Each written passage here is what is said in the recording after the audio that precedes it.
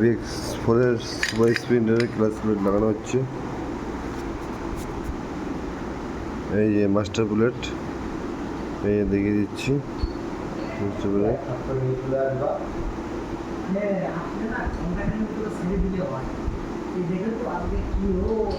এই যে এই নীল ডটটা দেখতে পাচ্ছ, এই নীল কালার ডটটা, এই নীল কালার ডটটা, এই নীল কালার ডটটা হচ্ছে মাস্টার প্লেট। দুটো থাকবে, দুটো আলাদা থাকবে, ঠিক আছে?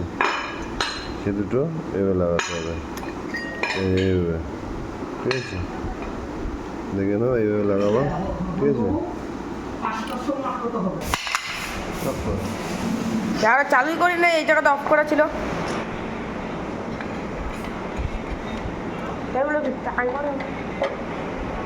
কি গাড়ি নিকলি গ্ল্যামার কারণ তো